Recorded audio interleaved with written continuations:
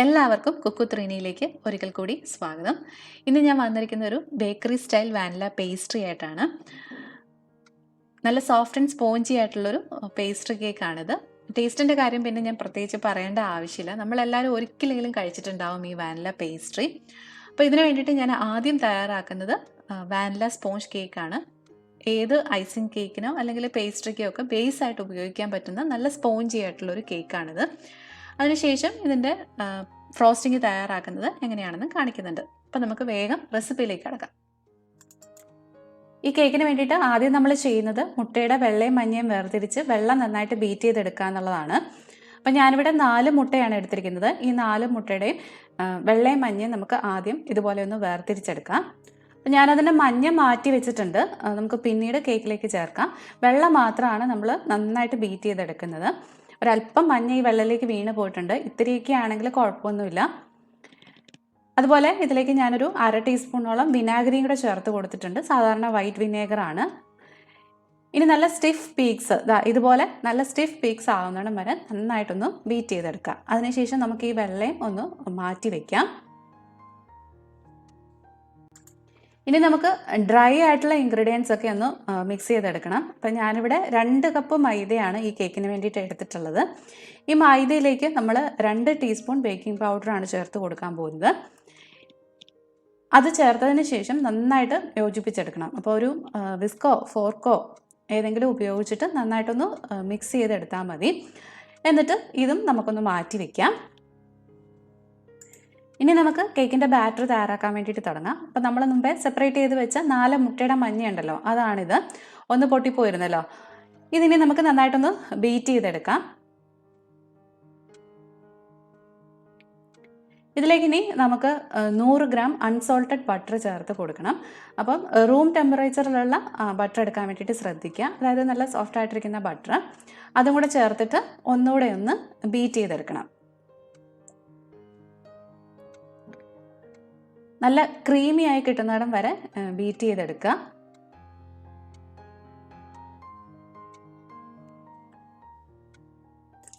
ഇനി നമുക്ക് ഇതിലേക്ക് 2 ടീസ്പൂൺ വാനില എസൻസ് ചേർത്ത് കൊടുക്കാം. നമ്മളിതിലേക്ക് 4 മുട്ട ചേർക്കുന്നത് കൊണ്ട് തന്നെ കുറച്ചൊരു മുട്ടയുടേതായിട്ടുള്ള ഒരു മണം കാണും. അത് മാറാനായിട്ട് 2 ടീസ്പൂണോളം വാനില എസൻസ് തന്നെ ചേർത്ത് കൊടുക്കുക. അതൊന്ന് ബീറ്റ് ചെയ്ത് യോജിപ്പിച്ച് കൊടുക്കണം. ഇനി ചേർക്കേണ്ടത് 1.25 കപ്പ് പൊടിച്ച പഞ്ചസാരയാണ്. പഞ്ചസാര പൊടിച്ചതിന് ശേഷമുള്ള അളവാണ് കേട്ടോ ഈ 1.25 കപ്പ് എന്ന് പറഞ്ഞത്. അതും കൂടെ ചേർത്ത് വീണ്ടും നന്നായിട്ട് തന്നെ ബീറ്റ് ചെയ്തെടുക്കുക. നല്ല ക്രീമി ആയിട്ട് കിട്ടുന്നിടം വരെ ഒന്ന് ബീറ്റ് ചെയ്തെടുക്കുക. ഇനി ഇതിലേക്ക് നമുക്ക് 1/4 കപ്പ് സൺഫ്ലവർ ഓയിലും കൂടെ ചേർത്ത് കൊടുക്കാം. ഞാനിവിടെ സൺഫ്ലവർ ഓയിൽ എടുത്തു എന്നുള്ളതേ ഉള്ളൂ. ഏത് റിഫൈൻഡ് ഓയിൽ വേണമെങ്കിലും ചേർത്ത് കൊടുക്കാം. വെളിച്ചെണ്ണ മാത്രം ചേർക്കാതിരിക്കുന്നതാണ് നല്ലത്. അതും നന്നായിട്ട് ബീറ്റ് ചെയ്ത് തന്നെ യോജിപ്പിച്ചെടുക്കുക. ഇനി ഇതിലേക്ക് നമുക്ക് കുറച്ച് പാലും കൂടെ ചേർത്ത് കൊടുക്കണം. ഞാനിവിടെ 1/2 കപ്പ് പാൽ എടുത്തിട്ടുണ്ട്, പക്ഷേ അതിൻ്റെ പകുതി, അതായത് 1/4 കപ്പ് മാത്രമേ ഇപ്പം ഞാൻ ചേർത്ത് കൊടുക്കുന്നുള്ളൂ. പിന്നീട് നമുക്ക് ബാറ്ററൊക്കെ റെഡിയായി കഴിഞ്ഞിട്ട് അതിൻ്റെ കൺസിസ്റ്റൻസി നോക്കിയിട്ട് വേണമെങ്കിൽ കൂടുതൽ ചേർത്ത് കൊടുക്കാം. അപ്പോൾ പാലെടുക്കുമ്പോഴും റൂം ടെമ്പറേച്ചറിലുള്ള പാല് തന്നെ എടുക്കുക. ഒത്തിരി തണുത്ത പാലോ അല്ലെങ്കിൽ ഒരുപാട് ചൂട് പാലോ ചേർത്ത് കൊടുക്കരുത്. അപ്പോൾ അതും അതിലേക്ക് യോജിപ്പിച്ചിട്ടുണ്ട്. ഇനി നമുക്ക് ബീറ്റർ മാറ്റി വയ്ക്കാം.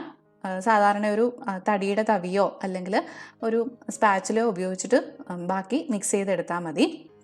ഇതിലേക്ക് നമ്മൾ നേരത്തെ മിക്സ് ചെയ്ത് വെച്ചിരുന്ന ഡ്രൈ ഇൻഗ്രീഡിയൻസ് ആണ് ചേർത്ത് കൊടുക്കുന്നത്.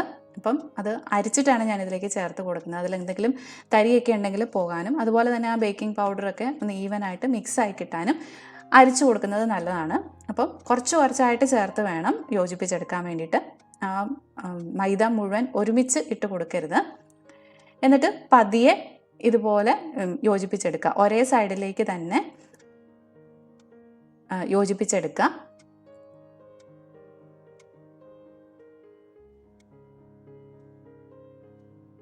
ഇങ്ങനെ ബാക്കിയുള്ള മൈദയും കുറച്ചായിട്ട് ചേർത്ത് മിക്സ് ചെയ്തെടുക്കുക.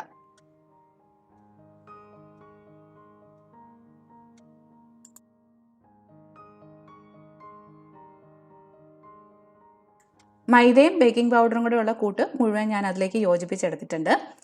ഇതിലേക്ക് നമ്മൾ ഇനി ചേർക്കുന്നത് നേരത്തെ ബീറ്റ് ചെയ്ത് റെഡിയാക്കി വെച്ചിരിക്കുന്ന മുട്ടയുടെ വെള്ളയാണ്. അതും പതിയെ വേണം യോജിപ്പിച്ച് കൊടുക്കാൻ വേണ്ടിയിട്ട്. നമ്മൾ നേരത്തെ മൈദ മിക്സ് ചെയ്ത് കൊടുത്തില്ലേ, അതുപോലെ തന്നെ മുട്ട വെള്ളയും പല ബാച്ചായിട്ട് വേണം ചേർത്ത് കൊടുത്ത് യോജിപ്പിച്ചെടുക്കാൻ വേണ്ടിയിട്ട്. അപ്പം അതെല്ലാം നന്നായിട്ട് മിക്സ് ചെയ്തിട്ടുണ്ട്. ബാറ്റർ കുറച്ച് തിക്കായിട്ട് തോന്നുന്നത് കൊണ്ട് ഞാൻ ഒരല്പം പാലും കൂടി ഇതിലേക്ക് ചേർത്ത് കൊടുക്കുന്നുണ്ട്.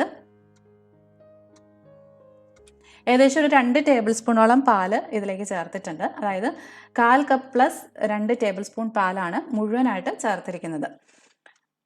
പക്ഷേ നിങ്ങളെടുക്കുമ്പം ഇതേ അളവായിരിക്കണമെന്നൊന്നുമില്ല. 1/4 കപ്പ് ആദ്യം ചേർത്ത് കൊടുക്കുക. അതിനുശേഷം ബാറ്ററിൻ്റെ തിക്നെസ് നോക്കിയിട്ട് ആവശ്യത്തിനുള്ളത് ഇതുപോലെ കുറച്ച് ചേർത്ത് കൊടുത്താൽ മതി. ഇതാണ് നമ്മുടെ കേക്ക് ബാറ്ററിൻ്റെ ഒരു കൺസിസ്റ്റൻസി. ഇനി ഇത് നമുക്ക് കേക്ക് ടിന്നിലേക്ക് മാറ്റാം. അപ്പം നേരത്തെ തന്നെ ഞാൻ കേക്ക് ടിന്നൊക്കെ റെഡിയാക്കി വെച്ചിട്ടുണ്ട്. ഒരല്പം ബട്ടറൊക്കെ തൂത്തിട്ട് ഇതുപോലെ ബട്ടർ പേപ്പറൊക്കെ സൈഡിൽ കൂടെയും അതുപോലെ അടിയിലും ഒക്കെ ഒന്ന് സ്പ്രെഡ് ചെയ്ത് കൊടുത്തിട്ടുണ്ട്. അതിലേക്ക് നമുക്ക് ഈ കേക്ക് ബാറ്റർ ഒഴിച്ചു കൊടുക്കാം. അപ്പം ഞാനിവിടെ ഓവനിലാണ് ചെയ്യുന്നത്. കൺവെക്ഷൻ ഓവൻ 180 ഡിഗ്രിയിൽ 10 മിനിറ്റ് പ്രീ ഹീറ്റ് ചെയ്തിട്ടുണ്ട്. അതിലേക്കാണ് നമ്മൾ ഈ കേക്ക് ടിന്ന് വെച്ച് കൊടുക്കാൻ പോകുന്നത്. ഓവൻ ഇല്ലാതെ ബേക്ക് ചെയ്യുന്ന രീതി ഇതിനു മുമ്പ് പല വീഡിയോസിലും ചെയ്തിട്ടുണ്ട്. അതിൻ്റെ ലിങ്ക് ഞാൻ ഡിസ്ക്രിപ്ഷൻ ബോക്സിൽ കൊടുത്തേക്കാം. അപ്പം ആവശ്യമുള്ളവർ അതൊന്ന് കണ്ടു നോക്കൂ കേട്ടോ. അപ്പം കേക്ക് ബാറ്റർ ഒഴിച്ചതിന് ശേഷം നന്നായിട്ട് 1-2 പ്രാവശ്യം ഇതുപോലെ ഒന്ന് തട്ടിക്കൊടുക്കുക. അതിനുള്ളിൽ എന്തെങ്കിലും എയർ ബബിൾസ് ഒക്കെ ഉണ്ടെങ്കിൽ അതൊന്ന് പോയി കിട്ടും. അതിനുശേഷം ചൂടായി കിടക്കുന്ന ഓവനിലേക്ക് ഇത് വെച്ച് കൊടുക്കാം. ഓവനില്ലാതെ ബേക്ക് ചെയ്യുന്നവരാണെങ്കിൽ പാത്രത്തിലേക്ക് വെച്ച് കൊടുക്കുക. എന്നിട്ട് 180 ഡിഗ്രിയിൽ തന്നെ 40 മിനിറ്റാണ് ഞാനിത് ബേക്ക് ചെയ്തെടുക്കുന്നത്. പിന്നെ നമ്മുടെ അവൻ അനുസരിച്ചിട്ടും അതുപോലെ തന്നെ ബേക്കിംഗ് ടിന്നിൻ്റെ സൈസിനനുസരിച്ചിട്ടും ഈ ബേക്കിംഗ് ടൈമിൽ കുറച്ച് വ്യത്യാസങ്ങൾ അങ്ങോട്ടും ഇങ്ങോട്ടും ഒക്കെ വരാം. സ്റ്റൗ ടോപ്പിലാണെങ്കിലും ഏകദേശം 40 മിനിറ്റ് ഒക്കെ തന്നെ ആയിരിക്കും.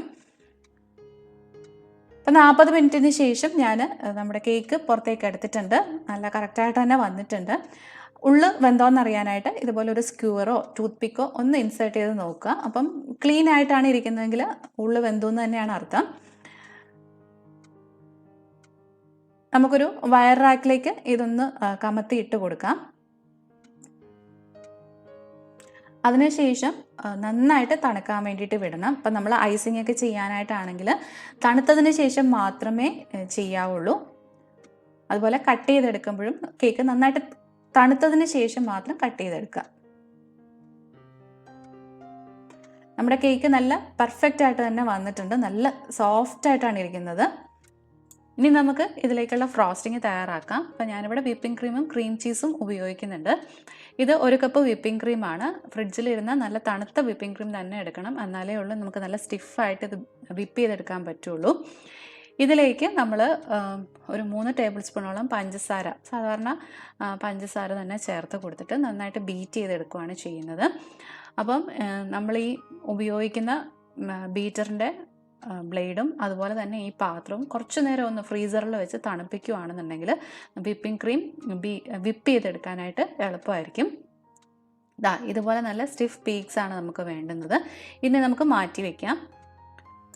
ഇനി വേറൊരു ബൗളിലേക്ക് ഞാൻ 30 ഗ്രാമോളം ക്രീം ചീസ് ഇട്ട് കൊടുക്കുന്നുണ്ട്. അപ്പം ക്രീം ചീസ് ഫ്രിഡ്ജിലാണ് ഇരിക്കുന്നതെങ്കിൽ കുറച്ച് നേരത്തെ ഒന്ന് പുറത്തെടുത്ത് വെക്കുക. റൂം ടെമ്പറേച്ചറിൽ ആയിരിക്കുന്ന ക്രീം ചീസാണ് നമ്മൾ ഇതിന് വേണ്ടിയിട്ട് ഉപയോഗിക്കേണ്ടത്. ഇതിലേക്ക് നമ്മൾ ഏകദേശം ഒരു 1.5 ടേബിൾ സ്പൂണോളം പഞ്ചസാര ചേർത്ത് കൊടുത്തിട്ട് ജസ്റ്റ് ഒരു സ്പാച്ചിലയോ അല്ലെങ്കിൽ ഒരു തടിത്തവിയോ ഉപയോഗിച്ച് ഇതൊന്ന് സോഫ്റ്റ് ആക്കി എടുക്കണം. അപ്പം പുറത്തിരുന്ന ക്രീം ചീസ് ആയതുകൊണ്ട് തന്നെ പെട്ടെന്ന് ഇത് നമുക്ക് മിക്സ് ചെയ്തെടുക്കാൻ വേണ്ടിയിട്ട് പറ്റും. ഇതിലേക്ക് നമ്മൾ നേരത്തെ വിപ്പ് ചെയ്ത് മാറ്റി വെച്ചിരിക്കുന്ന വിപ്പിംഗ് ക്രീം ഉണ്ടല്ലോ, അത് കുറച്ചായിട്ട് ചേർത്ത് കൊടുത്ത് യോജിപ്പിച്ചെടുക്കണം. അപ്പം യോജിപ്പിച്ചെടുക്കുമ്പം മെല്ലെ വേണം യോജിപ്പിച്ചെടുക്കാൻ വേണ്ടിയിട്ട്. ഒരുപാടിട്ട് നമ്മൾ ഇളക്കി കഴിഞ്ഞ് കഴിഞ്ഞാൽ ഈ നമ്മുടെ വിപ്പിംഗ് ക്രീമിൻ്റെ ആ ഒരു കൺസിസ്റ്റൻസിയൊക്കെ പോവും. അതുകൊണ്ട് പതിയെ മിക്സ് ചെയ്തെടുക്കുക. അങ്ങനെ നമ്മുടെ ഫ്രോസ്റ്റിംഗ് ഇവിടെ റെഡി ആയിട്ടുണ്ട്. ഒത്തിരി ലൂസായി പോയി എന്ന് തോന്നുവാണെങ്കിൽ കുറച്ചു നേരം ഒന്ന് ഫ്രിഡ്ജിൽ വെച്ചതിന് ശേഷം വേണം ഇത് നമ്മൾ കേക്കിലേക്ക് അപ്ലൈ ചെയ്ത് കൊടുക്കാൻ വേണ്ടിയിട്ട്. പിന്നെ ഇവിടെ ശ്രദ്ധിക്കേണ്ട 1-2 കാര്യങ്ങൾ. ചൂടുള്ള കേക്കിലേക്ക് നമ്മൾ ഫ്രോസ്റ്റിംഗ് അപ്ലൈ ചെയ്യരുത്. ഫ്രോസ്റ്റിങ്ങിൻ്റെ ആ ഒരു കൺസിസ്റ്റൻസിയൊക്കെ പോകും. അപ്പം കേക്കിലേക്ക് അപ്ലൈ ചെയ്യുന്നതിന് തൊട്ട് മുമ്പേ തയ്യാറാക്കാൻ പറ്റുമെങ്കിൽ അതാണ് നല്ലത്. ഇനി നിങ്ങൾ കുറച്ച് നേരത്തെയാണ് ഫ്രോസ്റ്റിങ് തയ്യാറാക്കി വെക്കുന്നതെങ്കിൽ ഒരിക്കലും പുറത്ത് വെച്ചേക്കരുത്, ഫ്രിഡ്ജിലേക്ക് മാറ്റുക. പുറത്ത് വെച്ച് കഴിഞ്ഞാൽ ഇത് പെട്ടെന്ന് ആ ഒരു കൺസിസ്റ്റൻസി വിട്ട് വല്ലാതെ ലൂസായി പോകും. അപ്പോൾ ഇങ്ങനെയുള്ള കാര്യങ്ങൾ ശ്രദ്ധിക്കുക. ഇനി നമുക്കിത് കേക്കിലേക്ക് അപ്ലൈ ചെയ്യാം. അപ്പോൾ അതിന് മുമ്പായിട്ട് നമുക്ക് കേക്ക് കട്ട് ചെയ്തെടുക്കണം. അപ്പോൾ മേലെയുള്ളൊരു ലെയർ ഞാൻ ആദ്യം ഒന്ന് കട്ട് ചെയ്ത് മാറ്റുകയാണ്. അതിനുശേഷം ഈ കേക്ക് രണ്ടായിട്ടാണ് ഞാൻ നടുവേ മുറിക്കുന്നത്. നിങ്ങൾക്ക് 2ഓ 3ഓ ഒക്കെ ആയിട്ട് ഇത് ലെയർ ചെയ്യാം, അത് നമ്മുടെ ഇഷ്ടം. ഇനി നമുക്ക് ആദ്യത്തെ ലെയർ കേക്ക് വെച്ച് കൊടുക്കാം. അതിൻ്റെ മുകളിലേക്ക് ഇതുപോലെ ഷുഗർ സിറപ്പ് ബ്രഷ് ചെയ്ത് കൊടുക്കാം. അപ്പോൾ കേക്ക് നല്ല മോയിസ്റ്റായി കിട്ടാൻ വേണ്ടിയിട്ടാണ് നമ്മൾ ഈ ഷുഗർ സിറപ്പ് ബ്രഷ് ചെയ്യുന്നത്. ഷുഗർ സിറപ്പൊക്കെ പിന്നെ എല്ലാവർക്കും തയ്യാറാക്കാൻ അറിയാമല്ലോ, അതുകൊണ്ട് അതൊന്നും ഞാൻ വീഡിയോയിൽ ഉൾപ്പെടുത്തിയിട്ടില്ല. ഇതിൻ്റെ മുകളിലേക്ക് നമ്മൾ ഒരു ലെയർ വിപ്പിംഗ് ക്രീം വെച്ച് കൊടുക്കുകയാണ്. എന്നിട്ട് നന്നായിട്ടൊന്ന് ലെവൽ ചെയ്തെടുക്കുക. അതിൻ്റെ മുകളിലേക്ക് വീണ്ടും നമ്മൾ കേക്ക് വെച്ച് കൊടുക്കുക. അപ്പോൾ കേക്കിൻ്റെ ആ ബേസ് വെച്ച് കൊടുക്കുകയാണെങ്കിൽ മുകളിൽ നല്ല ലെവലായിട്ട് തന്നെ ഇരുന്നോളും. എന്നിട്ട് വീണ്ടും ഷുഗർ സിറപ്പും വിപ്പിംഗ് ക്രീമും അപ്ലൈ ചെയ്ത് ലെവൽ ചെയ്തെടുക്കുക. എന്നിട്ട് ഈ അരികൊന്ന് കട്ട് ചെയ്ത് മാറ്റിയിട്ട് നമുക്ക് റെക്റ്റാങ്കുലർ പീസസ് ആയിട്ട് ഇത് മുറിച്ചെടുക്കാം. നമ്മളിത് കട്ട് ചെയ്യുന്നതിന് മുമ്പായിട്ട് കുറച്ച് നേരം ഒന്ന് ഫ്രിഡ്ജിൽ വെച്ച് സെറ്റ് ചെയ്യണം. ഞാനിവിടെ സമയമില്ലാത്തത് കൊണ്ട് പെട്ടെന്ന് അങ്ങ് കട്ട് ചെയ്തെടുത്തു എന്നേ ഉള്ളൂ. ഫ്രിഡ്ജിൽ വെക്കുമ്പോഴത്തേക്കും വിപ്പിംഗ് ക്രീമൊക്കെ ഒന്ന് സെറ്റായി വരും. അതുപോലെ തന്നെ ഷുഗർ സിറപ്പൊക്കെ കേക്കിലേക്ക് ഇറങ്ങി നല്ലപോലെ മോയിസ്റ്റായി കിട്ടുകയും ചെയ്യും. അപ്പോൾ നിങ്ങൾ ചെയ്യുമ്പോൾ കുറച്ച് നേരം ഫ്രിഡ്ജിൽ വെച്ചതിന് ശേഷം കട്ട് ചെയ്തെടുക്കുക കേട്ടോ. അങ്ങനെ നമ്മുടെ സോഫ്റ്റ് ആൻഡ് സ്പോഞ്ചി ആയിട്ടുള്ള വാനില പേസ്ട്രി ഇവിടെ റെഡി ആയിട്ടുണ്ട്. എല്ലാവരും ഇത് ട്രൈ ചെയ്ത് നോക്കൂ, തീർച്ചയായിട്ടും എല്ലാവർക്കും ഇഷ്ടപ്പെടും. അതുപോലെ തന്നെ ഞാൻ ഇതിനു മുമ്പ് കുറച്ച് കേക്ക് റെസിപ്പീസും അതുപോലെ തന്നെ കുക്കീസും ഒക്കെ അപ്ലോഡ് ചെയ്തിട്ടുണ്ട്. താല്പര്യമുള്ളവർ അതും ഒന്ന് കണ്ടു നോക്കൂ കേട്ടോ. അപ്പോൾ ഈ റെസിപ്പി നിങ്ങൾക്ക് ഇഷ്ടമായിട്ടുണ്ടെങ്കിൽ മറക്കാതെ ലൈക്ക് ചെയ്യുക, കമൻറ്റ് ചെയ്യുക. ഒപ്പം സബ്സ്ക്രൈബ് ചെയ്യാത്തവരാണെങ്കിൽ ഒന്ന് സബ്സ്ക്രൈബ് ചെയ്തേക്കുക. വീണ്ടും നമുക്ക് വേറൊരു റെസിപ്പി ആയിട്ട് കാണാം. അതുവരെ ബൈ ബൈ, ടേക്ക് കെയർ.